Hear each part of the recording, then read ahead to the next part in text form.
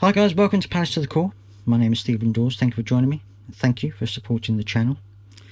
Well, not a lot has happened since I made my last video. Not a huge amount has happened, and a lot of it is because of this European decision, which I was hoping would be decided last Friday. However, it's now been decided that it's not going to happen last Friday. Apparently it's going to happen Monday at the earliest. Now that's the earliest, so it may not even happen on Monday. I was all ready to go with a video as soon as they made their announcement, but no, they've delayed it, which is absolutely shambolic, because there are lots of things waiting in the wings to happen dependent on what this answer is. I'm sure that there are a number of potential targets, potential offers on the table with various players, and what they want to know is, will Crystal Palace be playing in Europe next season? And I think for some of those players it may be the decision between coming to Palace or not.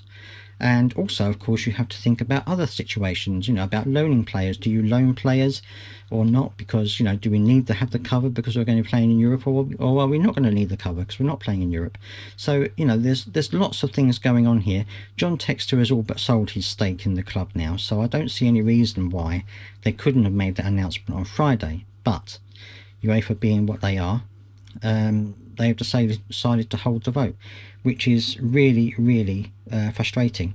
And I hope that we get the answer that we want, because after all this wait, it would be even more of a disaster if they then turned around and said, no, you can't compete in this league. Obviously, Lyon have now been relegated to League Two because of huge debts, so that could also work in our favour. But this whole debacle is just going on for time immemorial, really, and I really do hope that we can get some things under the table before that happens, because Oliver Glasner must be getting a little bit concerned now that, again, time is ticking on. And I know it's not necessarily the club's fault because they've got to wait for UEFA, but obviously Oliver Glasner is going to want to have something put in stone before. Certainly, they've got this away situation in Austria. They're doing this away trip to Austria. I'm sure he's going to want to have a few things in place before then. But we have to wait and see what happens. It's so frustrating. I can really understand why there are a lot of fans out there very upset that the UEFA are dragging their heels. Let me know down in the comment section what you think about this. Do you think that UEFA are dragging their heels because they're not sure, or do you think that this is just getting a bit petty now and they're just trying to make an example out of us? I don't know why they would want to, but anyway, that seems to be what some people are believing. Let me know down in the comments what you think about the whole thing, and as soon as something does happen, I will of course let you know. And of course, as soon as any transfers happen, I will let you know as well. The Guéhi thing, I'm not entirely sure what's going to happen.